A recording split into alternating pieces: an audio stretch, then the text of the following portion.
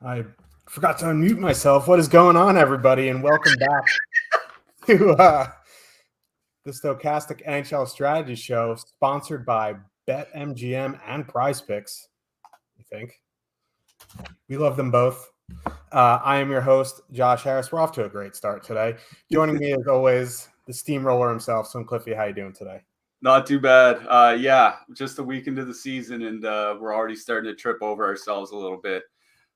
Doing good. Yeah, the steamroller is back. For anybody that's been watching the shows, I've been having a fight with a steamroller and the construction going on in the street behind me. It's quiet right now, but as they say, sometimes it's the quiet before the storm. Had a good night last night. I ended up taking down the $20 3 max. I'll bring it up right here. Went with Rangers power play minus Fox. My mistake was going Kreider over Trocheck. Could have put Trocheck as a third center, and then just moved Marchment to the wing. It would have changed things. Also, I correlated a defenseman with my goalie and not with my stack. So if I put Ottinger in with my Dallas stack, as opposed to having Husso there, completely different story for the rest of my contest, but won't complain about an early season takedown, as small as it might be. So hopefully we had some good nights in here. Hopefully another good night here to come. Pretty good 8-game slate here ahead of us. Yeah. A little bit better than last night where there was massive chalk letdowns. Toronto, the two teams with the 4-point or higher goal totals both lost. The Leafs looked awful against the Coyotes. The Penguins lost in overtime to your Habs. Like I said, the Habs good offensively, messed defensively. Crosby line didn't look great, though. I faded the Leafs, still didn't catch, didn't have enough Rangers. How about those Rangers, man? Zibanejad paying off that 8K price tag. He leads the league in points right now, either him or Panarin. They both look really good to start the season. This slate is I like this slate better than last night. We have one team with a 4 total or higher, which is the Oilers, which is probably going to be a chalk spot, which we'll get to later. But I am excited for this slate. And, even though I forgot to unmute myself, please give us a like and subscribe so you can keep up with all of our shows, DFS offers, giveaways, and much more. Once you subscribe, hit that notification button to get alerts when our shows go live. Helps us out a lot. It helps bring you guys free content. We like giving you as much content as we can. As if you follow me on Twitter, we just dropped a how to win at NHL DFS video. Cliffy and I check the pinned comment on my Twitter. You can go check that out after the show. It's about 25 minutes long. All the keys to success in NHL DFS. But let's get into this 8-gamer tonight. First game of the night, we have the Boston Bruins with a 3.1 total heading into Ottawa. The Senators have a 3.3 total. Some line adjustments for the Bruins as of now. There are back-to-back on the road. Teams normally don't skate when they have back-to-backs on the road, but they did finish the game last night. Taylor Hall, David Krejci, David Pastrnak, second line of Zacha, Bergeron, DeBrusk, same lines for the Senators. If you use our lineup builder, Tim Stützle and his 37 different last name spellings have messed up the ownership, so we're working to get that fixed. So the ownership on the Senators is a bit wonky. They have a surprisingly high total here.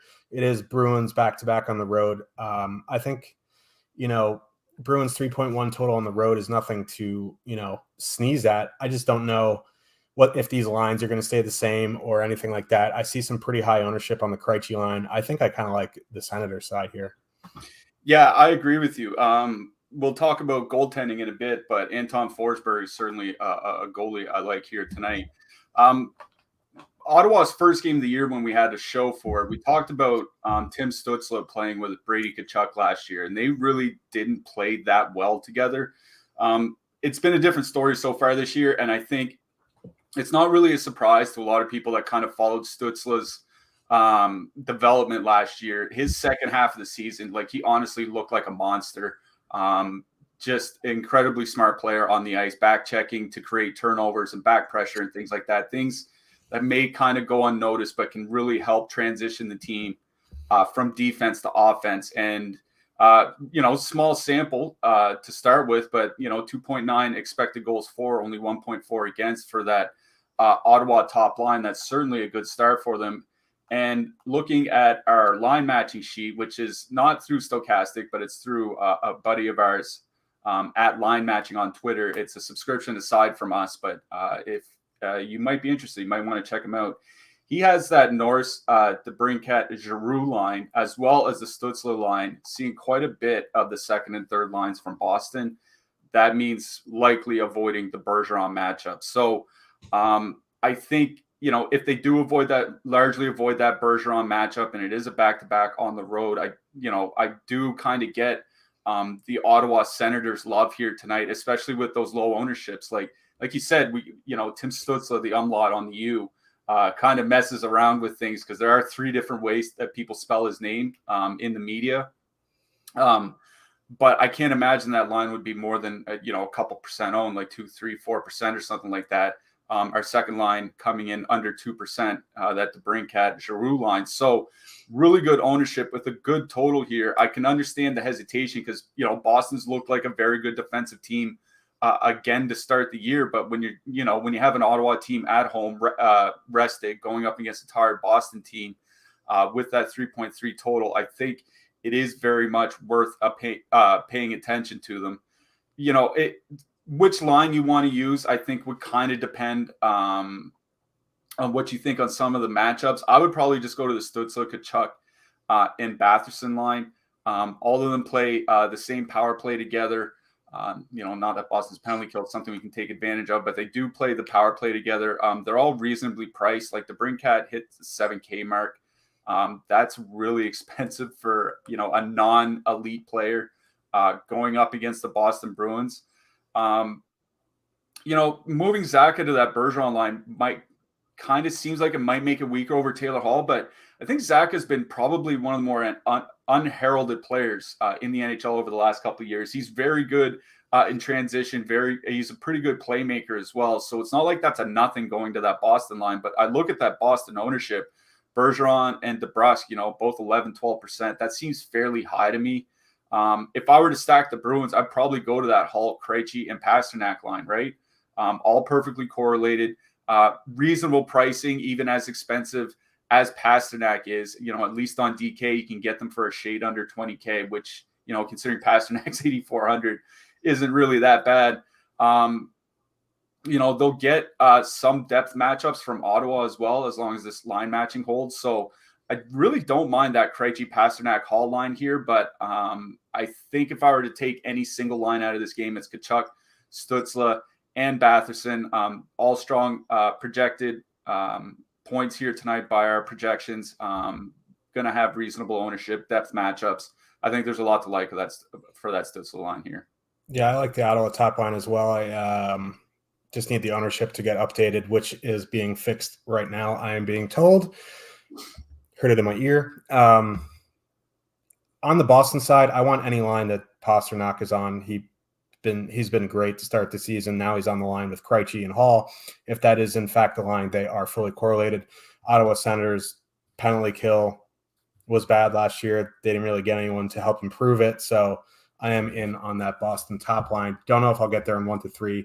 8-game slate back-to-back on the road. I don't normally like targeting, but at their fair ownership in MME, I think I will get there. On the blue line, Hampus Lindholm, Chabot, Avis plays if you're using anything with the power play. On the Bruins side, Connor Clifton, 2,600, his price went down. He plays big minutes there. I think Mike Riley at 2,700 also fine. On the Sen side, Jake Sanderson was a great play the other night. If Michael Stone didn't exist, I think going back to Jake Sanderson tonight makes some sense. Yeah, Sanderson's been pretty much playing 20-plus minutes. No problem with him at 2,600. Connor Clifton, of course, we can go back to. He's been playing a lot of minutes for Boston. You know, they're going through some injuries with Charlie McAvoy out. Brandon Carlo was out last night, probably out again tonight. They don't play, you know, their number 5 and 6 defenseman a whole lot. So I think Clifton's probably going to get a lot more ice time. Carrying reasonable ownership for a guy that's, you know, at a punt price, but can't really argue with it. I think Clifton is probably the punt guy I like the most in this game. Chabot seems really expensive for me, for a guy that really doesn't put up great peripherals, like you're relying on, you know, a goal and assist or a 3-point night or something like that. It just seems really steep for me for his price. So I'm not a huge fan of Chabot. You know, famous last words, he'll probably burn me. Clifton and Sanderson are the punts that I like here. And I also, like I mentioned, I do like Anton Forsberg here. Wrote him up in the Power Plays article today. Small sample, but his high danger save percentage of 5-on-5 has been really strong for his career in Ottawa, like amongst the best in the league. And he grades out as, I believe, the best value amongst all our goaltenders for projection compared to his price on both sites. So do like Anton Forsberg in that. Any interest in Swayman, 7,800? He's coming in pretty low owned. There isn't much ownership on the Sens as of now, but both goalies reasonably priced. It is a 6.5 total, but I kind of like both goalies. Yeah, my only concern with Swayman is shot volume, right? Just because Boston is such a good defensive team, it's like, you know, if Ottawa scores 2 goals on 24 shots, even if Swayman gets the win, or 26 shots or whatever, Swayman gets the win, it's still not a great night. I have no problem playing him because of such low ownership, but I do like Forsberg better. Let's move on to the next game of the night. We have the Anaheim Ducks with a 2.8 total heading into New Jersey. The Devils have a 3.7 total. Probably going to be Anthony Stolarz for the Ducks. Mackenzie Blackwood is confirmed for the Devils. Devils mixing up their lines a little bit. It's going to be Palat, Nico Hischier, Alexander Holtz, Yegor Sharangovich, Jack Hughes, Jesper Bratt on the second line. Third line of Miles Morningwood, we rise up, Eric Holla, and Dawson Mercer on that third line. On the Ducks side, Henrique Zegras, Terry, McTavish, Strome, Vetrano. Ducks also back-to-back on the road. Devils have a big total here. They're also not, that top line, not getting any ownership right now. I wish the power play correlation was a bit better. The Hughes-Bratt combo, also fairly low owned. Ducks have some issues on the blue line. If the Devils are coming in fairly low owned at 3.7 total, I am interested. On the Ducks side, Henrique Zegras Terry is always of interest to me. Troy Terry has looked great to start the season. He's still reasonably priced. You get power play 1 here with Zegras and Terry. Devils take a bunch of penalties. Only thing holding me back on the Ducks is back-to-back on the road. Yeah, it is a back-to-back on the road, but I was still kind of surprised to see the ownership. Anaheim's top line isn't coming in very highly owned. We'll show you here on our top stacks tool. Zegras, Terry, Henrique, 3.4% ownership. One of the better leverage, one of the top 10 leverage lines that we have on the slate here today. It is a back-to-back on the road, but man, New Jersey's goaltending. I know it's just 2 games, but last season they were either last or 31st in save percentage as a team. Now, of course, that was because of injuries. That both their starting goalies, Mackenzie Blackwood and Jonathan Bernier, were hurt for over half the year, and they were playing AHL and ECHL goalies for over half the season. Then they start this year. I think the team save percentage through 2 games is .787. So like it, New Jersey's been playing pretty well. I've watched both of their games. They look good. The numbers look good. It's the goaltending is atrocious. Blackwood looked awful against the Flyers. Yeah, he did. And, Blackwood's going again here tonight. It does seem like a decent get right spot for him, right? It's Anaheim is back-to-back on the road. New Jersey should be able to win this game. I don't know if I would play Anaheim in a single lineup because I think there are other lines, and we'll talk about one of them in this very game, coming in roughly the same price, roughly the same ownership that I would prefer.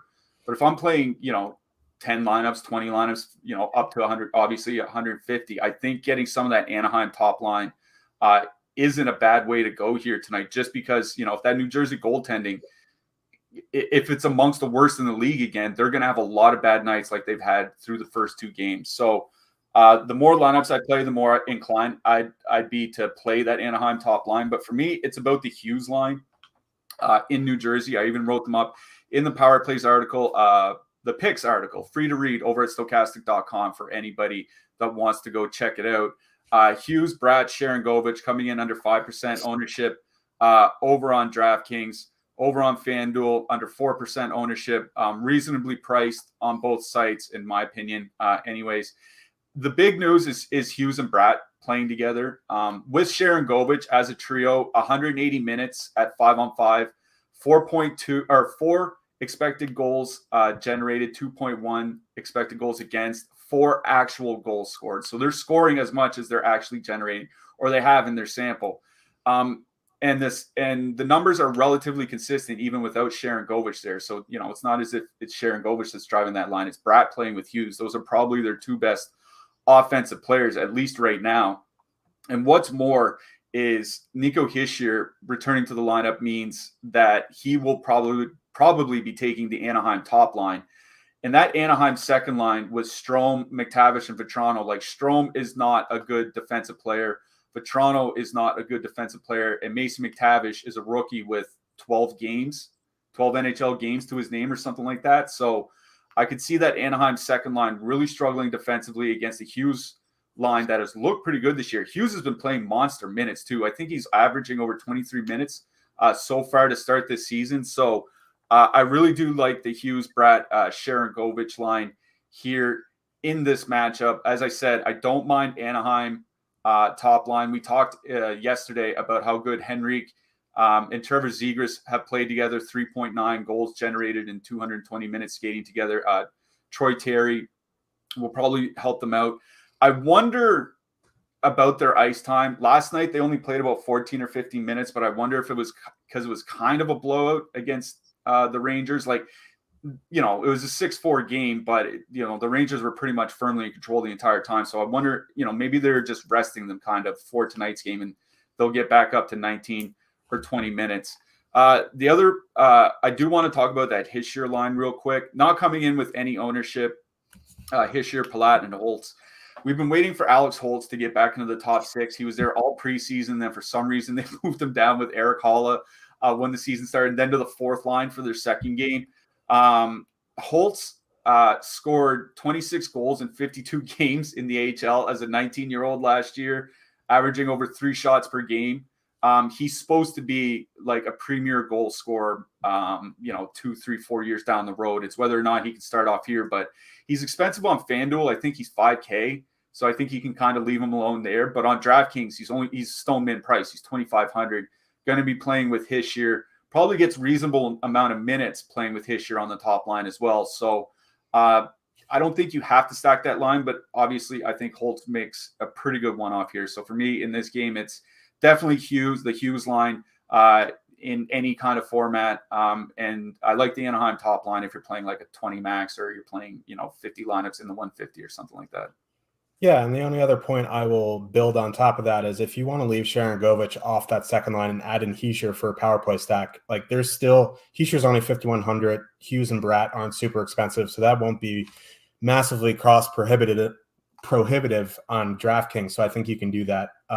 Moving to the blue line, Dougie 6,400 power play I think is a fine price. He hasn't been great to start the season, but you look at the back of the hockey card, he'll get there. On the Duck side, Devils take a bunch of penalties, so I think Klingberg at 4,600 makes some sense. Otherwise, maybe Dmitry Kulikov as a punt and Damon Severson on the Devil side if you're not using Hamilton.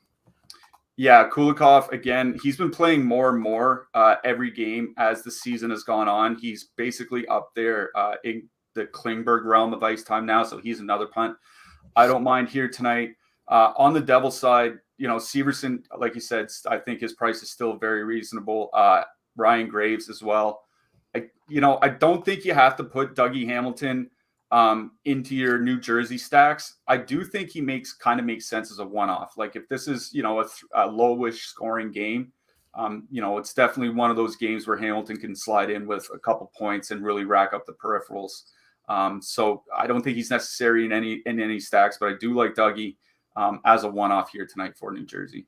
Any interest in Stolarz at 7,100 if he sees some volume? No. Yeah, I don't. No, I'm not. Like he played last night. He played the third period, right? So, not that he'd be super tired, but I don't think he's really an upgrade over Gibson. The Ducks have looked a little shaky defensively this year. When you can just pay an extra 500 for Anton Forsberg, I think I'd rather just go in that direction. Fair enough. Do you have holes in your DFS game?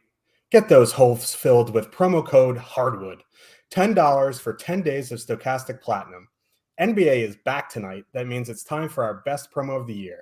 Get full access to our data tools for every sport, NBA, NHL, NFL, PGA, soccer, esports, everything we got, as well as the all-new lineup generator, which allows you to build and export up to 20 lineups using our data.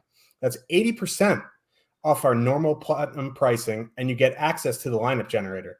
Use promo code HARDWOOD to fill those holes, or click the link in the description below to sign up. So let's move on to the next game of the night. We have the Vancouver Canucks with a 3.2 total heading into Columbus. The Jackets also have a 3.2 total. Probably going to be Spencer Martin for the Canucks. Thatcher Demko went last night. Elvis Merzlikins is confirmed. Going to be Nyquist, Jenner, Gaudreau on the top line for the Jackets. On the Canucks side, the lines are still a mess, although Curtis Lazar did score last night. Pettersson had a good game. 3.2 total on both sides. Again, a lot of these back-to-back on the roads have pretty high totals, so I think there's stuff to like on both sides here. I mean, it's for pretty good reason, right? Columbus has looked pretty bad to start this year. We talked about it in the first game of the season. Columbus was a bad defensive team last year, and they went out and got Johnny Gaudreau and Erica Branson, neither of which will help the team defensively. I mean, sure enough, they're only 3 games, but they're already bottom 5 in the league by expected goals against, bottom 5 in the league by actual goals against, all of 5-on-5. Like, I don't think this is really a big surprise to anybody that kind of paid attention to the Blue Jackets last year. Columbus's top line is coming in with a ton of ownership. At least over on DK, Columbus top line coming in at 16% ownership. I'm just going to bring up our top stacks again real quick. The most negative leverage of any line is the Nelson line from the Islanders. We'll talk about them here shortly. And then it's the Columbus top line next. We are definitely expecting a lot of ownership on that Columbus top line. I don't think it's necessarily a bad spot either. Like, sometimes we talk about bad chalk, and maybe the Columbus Blue Jackets can be considered bad chalk at times. But at least Jenner and Nyquist have played well together. I mean, without Patrick Laine on their line together, 2.6 goals generated per 60 minutes. That's well above league average. 3.4 actual goals scored, which is pretty good. The problem is 5.0 actual goals against, again, because neither that line nor any of the rest of Columbus's lines are very good defensively. So I think this is a game where I don't mind going to the Vancouver side, but I will say Columbus's top line going into the top line for Vancouver is a pretty good matchup. JT Miller just does not look good this year. I know he's racking up points on the power play, but him and when he's been playing with Brock Besser, and now that he's playing with Connor Garland and Pog Colson, like Pog Colson's actually kind of helped out a little bit, but Miller's line are just getting ran around defensively game after game. And it's kind of a running joke in the Vancouver media now. And it's back-to-back without Thatcher Demko in net. Like, this is a pretty good matchup for the Columbus top line. It's, not as good as it's going to get because there's always the Arizona Coyotes, though, sorry, Toronto. But this is a pretty good matchup for that Columbus top line here. They are grading out very well by overall projection. If you look over at our lineup builder, their projection is coming in at about 35.7 DK points total. That's higher than any line in the New Jersey-Anaheim game, higher than any line in the Boston-Ottawa game. So it's hard to say that it's bad chalk here, but there's just so much ownership on that Columbus top line that I'm not sure I would go in that direction. At least on FanDuel, or at least on DK. Over on FanDuel, they're showing a lot less ownership. So I think FanDuel, you're probably all right to go there. On DK, I probably leave them alone unless I'm playing a ton of lineups or there are some secondary stacks that I like. What really interests me in this game is the Pettersson, I can't believe I'm saying it, Lazar and Kuzmenko line. Like you said, Lazar did score last night. Pettersson and Kuzmenko have been playing incredibly well so far this season. Like, very small sample, obviously, about 30 minutes played, but 5.3 expected goals generated per 60 minutes is just patently absurd. And 4.2 actual goals with Kuzmenko back on the top power play. Remember, he'd been kicked off at times for Brock Besser, but he was back on the top power play. I do kind of like that two-man of Kuzmenko and Pettersson. They're starting to get expensive. Well, I guess Kuzmenko's been in the fives for a couple games now. It is expensive, but they're both on the top power play. Those second and third lines from Columbus are probably going to be even worse defensively than the top line. So I do like, Pettersson and Kuzmenko as kind of like a little two-man here for Vancouver tonight. That's where I would go on the Vancouver side. On the Columbus side, I think you just choke the chalk or nothing. I'm not really, looking forward to playing Sillinger with Voracek and Chinnikov. That just looks like a pretty bad defensive line to me. So, 2.4 expected goals against, 4.8 actual goals against for that Columbus second line with Sillinger and Voracek last year. So maybe Vancouver can kind of get right here a little bit, but it's really just the Kuzmenko-Pettersson duo that I like best on their side.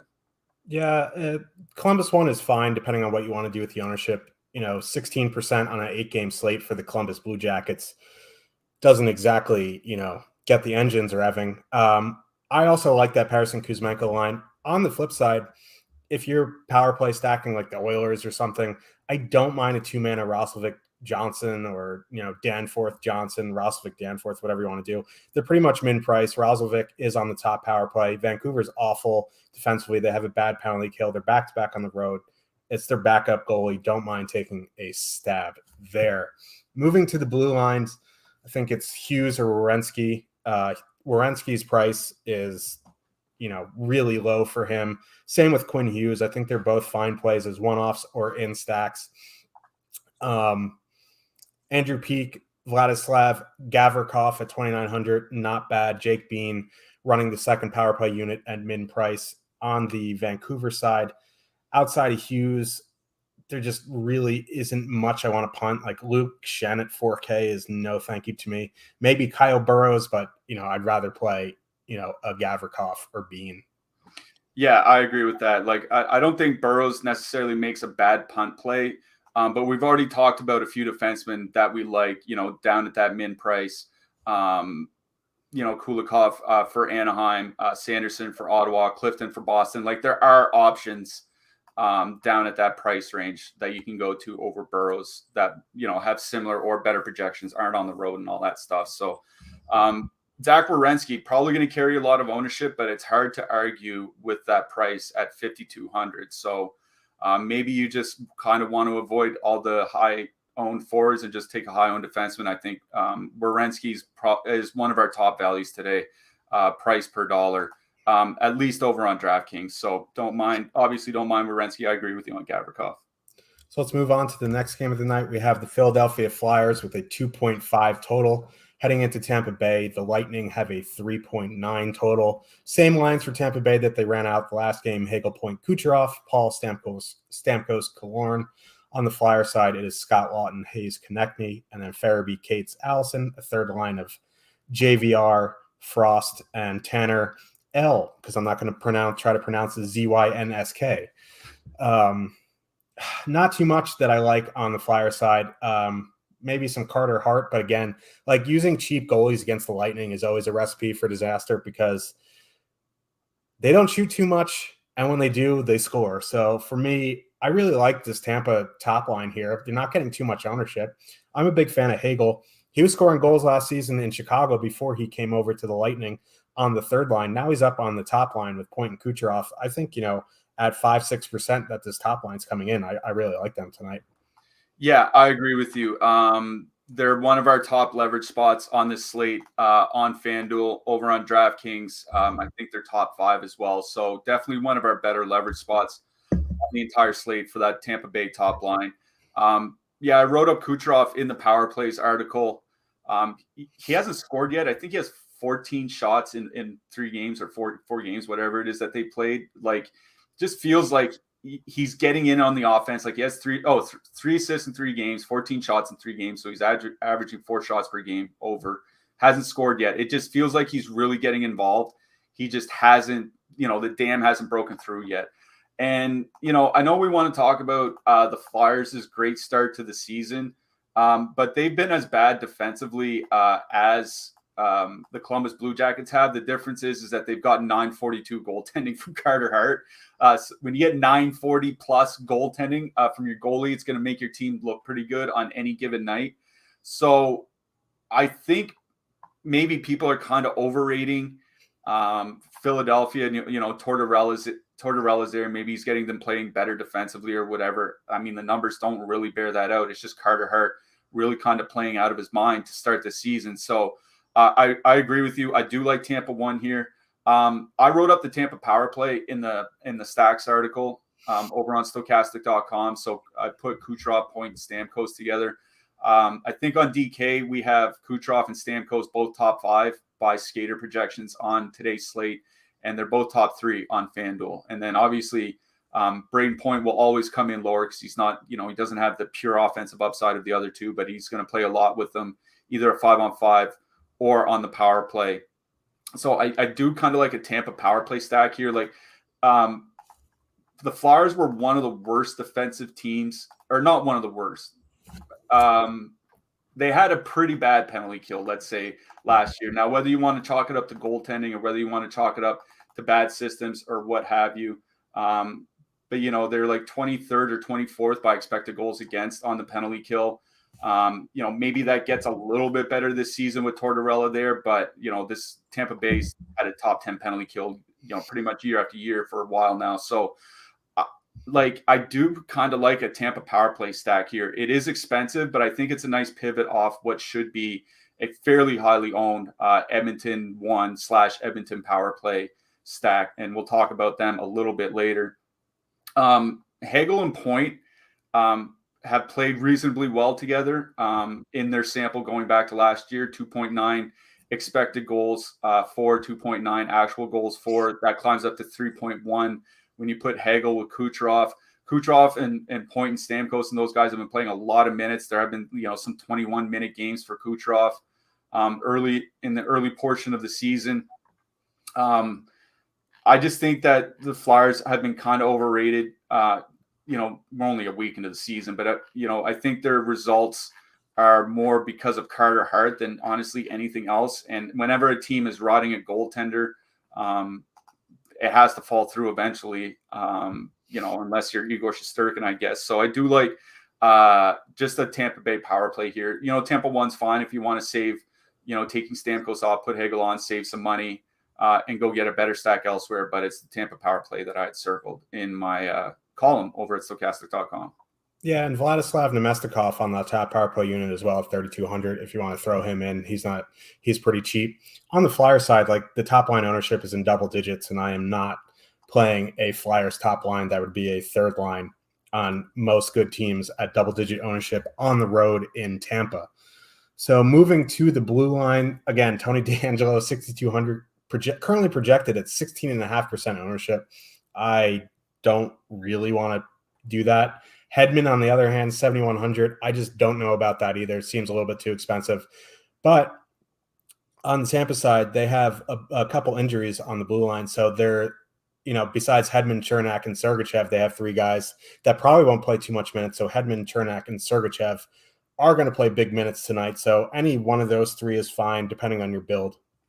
Yeah, I agree with that. And it's nice that they're pretty much at three different price points. So like you said, you can use any of the three depending on your build. What I will say about Philly 1 is that Tampa's looked pretty bad defensively to start this year.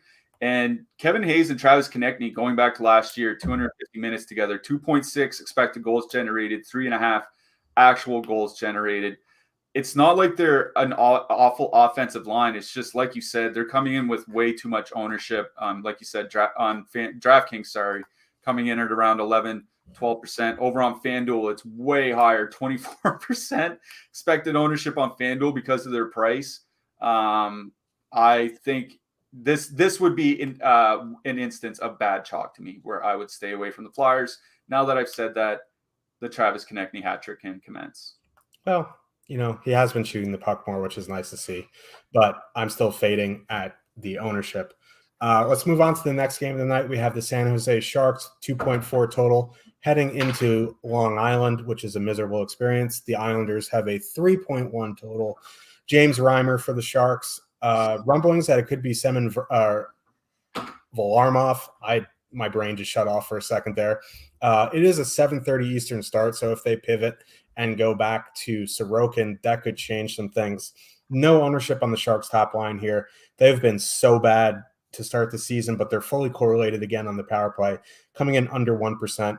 If it is Varlamov, interested in that Sharks top line. On the Islanders side, I like Nelson Lee and Beauvillier, but that ownership is quite a scene. I'd rather just go to Barzal and Palmieri. I don't know what my brain is doing right now. I can't pronounce anything. But Matty Barzal has been the Islanders' best player. So let me figure out what my brain is doing and let you talk about this game. Yeah. Okay. Yeah. You mentioned just when we were just talking about Columbus, we talked about leverage, and you're right.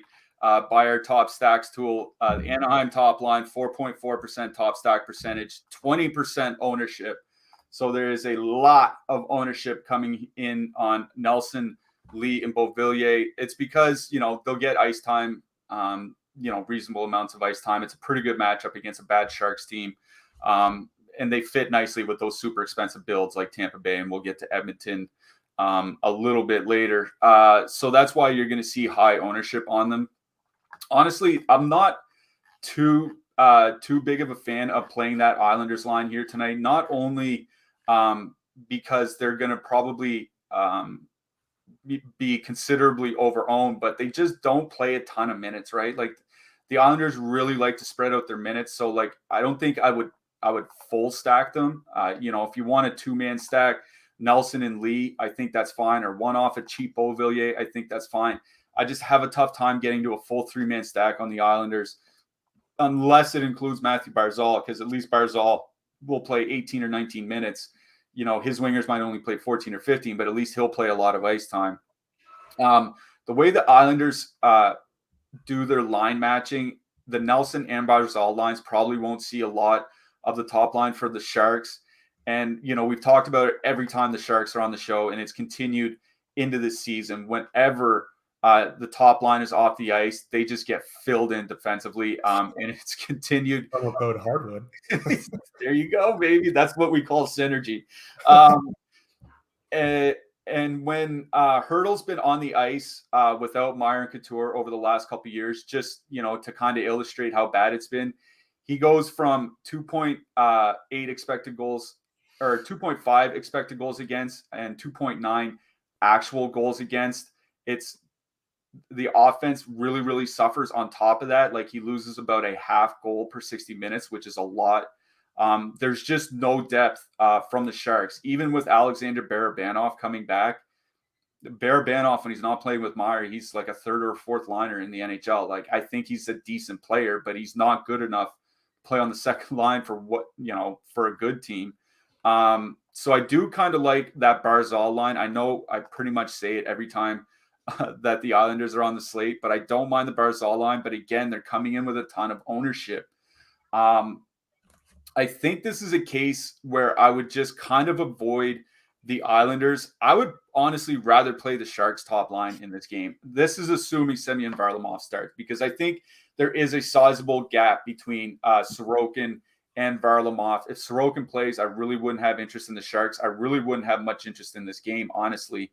But Meyer and Couture, going back to last year, or going back a couple years actually, 3.3 expected goals generated per 60 minutes, 3.1 actual goals scored. Whether it's Couture, whether it's Hurdle, Meyer and the Sharks pretty much put up the same numbers whenever Meyer is on the ice. And that Sharks top line is coming in with absolutely no ownership. We have them under 1%. They're probably going to play a lot of minutes. Like Meyer's been getting 20-minute games so far this season with San Jose. That portends a lot of shot volume. Couture and Meyer both play the top power play, even though the Islanders didn't really take a lot of penalties last year. That's the other thing here is these two teams are both in the bottom 10 for time shorthanded last year. Might not be a lot of power plays. So, that's my problem mainly with the Islanders. Not only are they coming with a lot of ownership, but they might not get a lot of power plays. And the Sharks had a reasonably good penalty kill last year as it was, even though the rest of the team is pretty bad. The penalty kill was fine. So honestly, if everything in this game, it's Meyer, Couture, and then throw on Luke Kunin if you want. Sharks top line. As long as Varlamov is in net, that's what I like most here. Yeah, that top line for the Islanders is just too high owned for me. I don't mind Matty Barzal, Kyle Palmieri. Their ownership does bother me a little bit, but I'd much rather play them at 8% than, Nelson at 20. On the Sharks side, like if it's not Sorokin, I don't even mind going two-man Meyer Couture or even just one-offing Timo Meyer here. I always talk about, don't one-off the chalky center. Timo Meyer's getting no ownership. He has the shot volume. I think, he's a fine one-off tonight. Moving to the blue line, Noah Dobson getting heavy ownership. I think, if you're going to eat chalk on the Islanders, eating it with Noah Dobson is fine. Otherwise, Ryan Pulock getting down to 4,300 is kind of a nice pivot there. Scott Mayfield is okay at 2,900. On the Sharks side, Erik Karlsson, I guess if you're using Sharks 1, Islanders don't take a bunch of penalties. But other than that, probably not much interest there. Yeah, I think the defenseman I might actually like best in this game is Mario Ferraro. He's been playing pretty heavy minutes for the Sharks. He put up well over 2 blocks per game last year. Pretty reasonably priced at 3,400 on DraftKings, at least over on DK. I don't mind Ferraro as a cheapest defensive option. Yeah, Ferraro, the only problem I have with Ferraro, I wish he's a little bit cheaper, and he doesn't shoot the puck a lot. So you really need that blocks bonus, which he can get you. Any interest in Reimer at 7,200? I don't mind it. I certainly like that better than, going to Stolarz at 7,100 or, Spencer Martin at 7,300. I just worry about shot volume, right? The Islanders typically on their team that fire a lot of shots at the net. So, if they score 3 goals on 28 shots or something like that, it could just completely cook Reimer. I don't mind him as a cheap option, but he's not at the top of my list. Agreed. As I mentioned at the top of the show, we are sponsored by BetMGM, and we have another great promo for you. Bet $10 and win $200 if any NBA team tonight scores a three-pointer. In this day and age in the NBA, I'd bet that almost every team is going to score a three-pointer tonight, and it's another free $200 from sportsbooks. It's got to be money line only and first bet MGM users. So if you have a BetMGM account, sign up your dog, sign up your wife, sign up your son, get that free 200.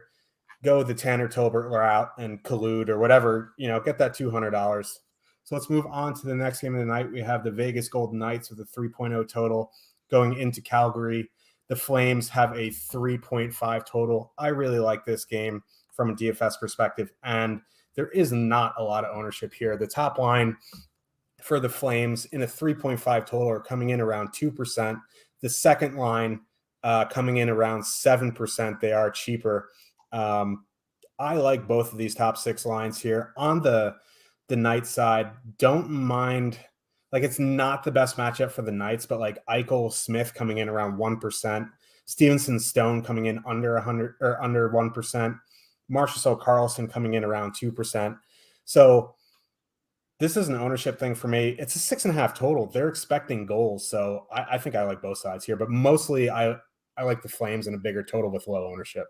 Yeah, I agree with you. I do like both sides here. I did write up Andrew Mangiapane in the Power Plays article today. Him and Nazem Kadri have looked pretty good early on this season together. They're both guys that are dual threat players, which means they're both pretty good playmakers for their teammates. And they're both finishers. They're both 30-goal scorers. So to see them have such good chemistry early on is nice to see. Don't mind that Calgary second line. What pulled me off of them is the ownership. They're coming in, like you said, over 7%, the top line under 3%, and the differences on DK is only $1,200. If you look over at FanDuel by our top stacks, the top line's coming in with almost zero ownership because they're really expensive over on FanDuel. I think it's a better question there where they are 22,100 on FD. The problem is Calgary's top line wingers haven't been playing many minutes, which is something we saw towards the end of last season with Calgary as well, right? They've only been playing 16 to 17 minutes. Elias Lindholm's been playing more, up around 19 or so because, he does PK. But Calgary's wingers only playing 16, 17 minutes does worry me. But here's the thing with the Flames is per the line matching we talked about earlier, they're not going to be sending out Huberdeau, Lindholm, and Toffoli against the Vegas top line. And the Vegas top line with Eichel and Smith has been by far their best line in the early parts of the season. And the second line for Vegas, Stevenson, Stone, and Howden, has really struggled defensively. And, the Calgary top line could see a fair bit of them here tonight. For that reason, I do like Calgary 1, Huberdeau, Lindholm, Toffoli, better than the second line as a whole. The matchup is better. The price is reasonable.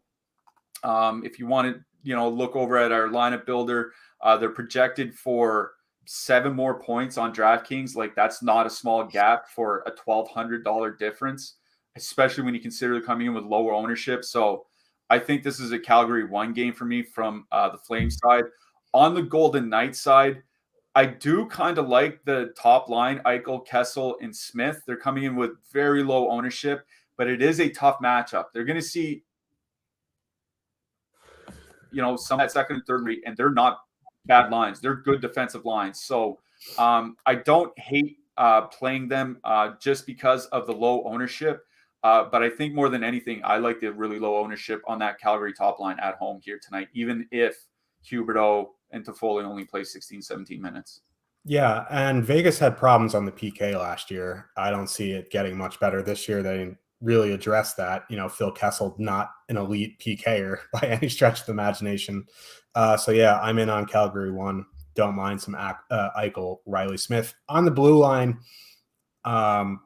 Rasmus Anderson still running that top power play unit, but he is 4,100.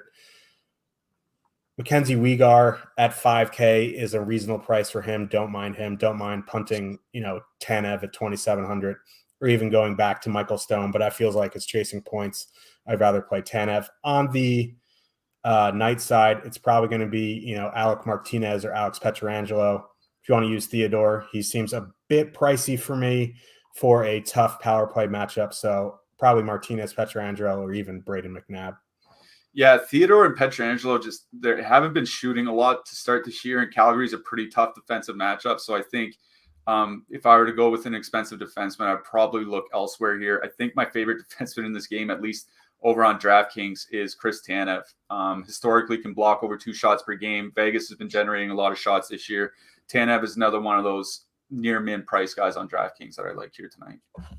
I see Logan Thompson getting a bunch of ownership here at over 13%. I kind of like both goalies. If Markstrom at 8K coming in fairly low owned, I don't mind him if you're paying up. I don't know if I'm going to get to Logan Thompson. That matchup concerns me. Yeah, I agree. Markstrom, don't mind him either. Even at 8K, Vegas is a team that can absolutely put up a fair amount of shots. So don't mind Markstrom if you want to play, a more expensive home goalie tonight. Let's move to the second to last game of the night. This is a very interesting one from a DFS standpoint. We have the Buffalo Sabres with a 2.8 total heading into Edmonton. The Oilers have a 4.1. Craig Anderson, probable. Stuart Skinner, confirmed. 8,600, currently projected 24% ownership. Buffalo mixing up their lines, going Skinner, Thompson, Tuck. Fully correlated on the top power play. Under 1% ownership right now. Second line of Rasmus Asplund, Casey Middlestad, Victor Olofsson. Third line, Hinostroza, Cousins, Peterka. Oilers running the same lines here. Kane, McDavid, Yamamoto, Hyman, Draisaitl, Puljujarvi. Again, Oilers, I'm basically on repeat here. If you first of all, Connor McDavid projected for 44.4% ownership here. He's probably the best play on the slate, but don't one off him. Bring other guys with him. You want to use, Draisaitl. I think most people use Draisaitl, but I think if you're going to use the Oilers tonight, you're going to do anything with the power play. I think including Ryan Nugent-Hopkins is a nice way to get different. He's 4,100 on the top power play, coming in with very low ownership. So if you want to go McDavid, Kane, Nugent-Hopkins, McDavid, Draisaitl, Nugent-Hopkins, going 3C there is a nice way to get unique while using the Oilers. The ownership concerns me a lot, but there's plenty of ways to, get different there. I haven't decided what I'm doing with Edmonton yet. On the Buffalo side, I really, really like that top line. The one concern that I have is Tage Thompson got taken off the power play last game. He'll probably be back there tonight. But Stuart Skinner in net, Edmonton, not a great defensive team. Want to get your thoughts here. Yeah, I wrote up Connor McDavid in the Power Plays article. I know it seems obvious to write up Connor McDavid, but the main reason why was putting Evander Kane back on his wing.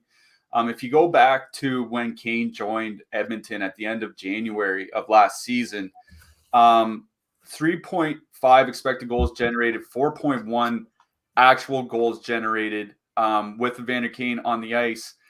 Without Evander Kane, the on-ice goal scoring drops all the way down to 2.9. So basically having Evander Kane on his wing has boosted Edmonton's goal scoring with McDavid on the ice by 40%, which kind of makes sense because Zach Hyman and Jesse Puljujarvi, who do tend to play quite a few minutes with McDavid, aren't good finishers, right? They're not, 35 goal snipers. You know what I mean? So it does make sense that they score a lot more with Evander Kane on the top line. It's why, I really do like that Edmonton top line here tonight. But I agree with you. If I'm playing Edmonton here, I'm not just, stacking the top line with Yamamoto and then walking away. I'm making some sort of power play stack, or I'm adding a defenseman. I'm not just, playing the super chalky, McDavid and Kane and, nearly 30% Connor Yamamoto and then walking away. So it's a very good matchup for Edmonton's top line. I do like them, but I think I'd rather just kind of power play stack. So you can do like you said, a triple center, or you can just do McDavid, Draisaitl, and Barrie or something like that. I think that's kind of the direction I would go. On the Buffalo side, I don't mind the top line here, especially for their ownership. I just think it would be something I would play, probably not in single entry or 3 max. It'd be more like a 20 max or something like that. I'm really concerned about the way the Buffaloes look so far to start the season. It hasn't been good. Thompson's looked bad enough, like you said, that he got taken off the power play. So if he doesn't turn it around here tonight, maybe it's one of those games where he only plays 14 minutes without much power play time, and then you're sunk. So don't hate playing a little bit of Buffalo if you're playing a lot of lineups, but obviously it's Edmonton power play I like the best in this game. Yeah, you can add in Tyson Barrie there on the blue line, 4,800, not getting much ownership. He doesn't skate much at evens, but he does get that power play time. I think, Darno Nurse 6,100 is a fine play. On the Buffalo side, I do like Rasmus Dahlin. It's really about it. Maybe Henry Jokiharju, but he's 3,500. It's kind of too expensive for me. Yeah, there's really not a lot that I like for defensemen. I think Cody Ceci over on FanDuel makes a lot of sense. I know we make fun of him, but only 3,900 on FanDuel, and I think he has our best value projection for any defenseman at 4K or less on that site. So Ceci for me on FanDuel. Don't forget to check out the Hardwood promo. Not sure how you can forget that. Link is in the description, or use promo code HARDWOOD. 10 days of Stokastic Premium for just $10. Every sport and the all-new lineup generator. So let's get to the last game of the night. Our Los Angeles Kings with a 2.7 total. Heading into Nashville, the Predators have a 3.3. Alex Iafallo hurt and to the IR. That is going to make the third line now Velarde, Byfield, Arthur, Kaliev, which might be a spicy meatball, and they're almost been priced, but this is back-to-back on the road, and they're probably going to shelter them, although it is on the road. Kings' top line looked very good last night. But they're still getting double-digit ownership. On the Pred side, top line for the Predators, not getting any ownership here. They're fully correlated on the power play. I don't mind getting them and lay to hammer. Kings just gave up 4 goals to the Wings, and they're back-to-back on the road with Calvin Peterson, who has not looked great. Yeah, I agree. The line I like most in this game is that Nashville top line coming in with almost no ownership. We have them projected for 33.7 points, which is not far off from the Tampa Bay top line at 35 points, and not far off the New Jersey second line of 35.5 points or whatever. So I do like the almost no ownership on Nashville's top line. The Los Angeles top 6 has not looked strong defensively to start this year, and the second line for the Kings wasn't great defensively last year either. So Nashville going into those top 2 lines, I think it kind of makes a nice matchup for them. And this is the low owned spot I would play over Buffalo 1. Let's just kind of put it that way. So I do like the Kings top line, or the Nashville top line, in this game. Historically very strong offensively. On the Kings side, probably just not a lot that I would play. It would be the second line, if anything, because they typically are pretty good offensively. They've been decent offensively this year as well. 2.9 expected goals generated in their minutes together. So if I was to play the Kings, I would probably, go with the secondary stack of the second line, but it's the Nashville top line that I like most here. Yeah, don't mind one-offing, like a Gabe Velarde, 2,800, power play 1. Predators last year, they're pretty bad on the penalty kill, so I think there's stuff on the Kings as well. On the blue line, real quick, Drew Doughty, Roman Josi, power play quarterbacks, play them there. Other than that, maybe Sean Durzi. That's really about it. Yeah, I agree with you. Durzi, if you want to go a little bit cheaper. Doughty played 27 minutes and overtime last night, so you got to wonder how much he has left in the tank for tonight. But if he plays 27 minutes again for 5,100, don't hate it at all. Coming up after us, we have the NBA Deeper Dive at 5:30 with Josh Engelman, Adam Schur. As always, we're sponsored by BetMGM, so let's make some hat tricks and goalie picks. I don't really like this slate from a goalie perspective. I think the 3 that I like the most are UC Saros, Jacob Markstrom, and Anton Forsberg. Yeah, Anton Forsberg for me as well. I do like Jacob Markstrom as well. If you kind of want to go counter to all the chalk, I think Eric Comrie for super cheap Buffalo kind of makes sense. But for me, it's mainly just Markstrom and Forsberg that I'm focusing on. Yeah.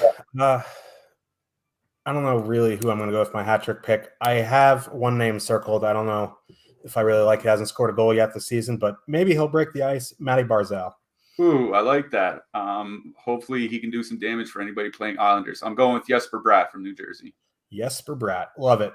So for Cliffy, our producer, Slim Cliffy, I am your host, Josh Harris. We will be back on Thursday. Tomorrow's a 3-game slate. So good luck, everyone. We'll see you in Discord. Good luck, everyone.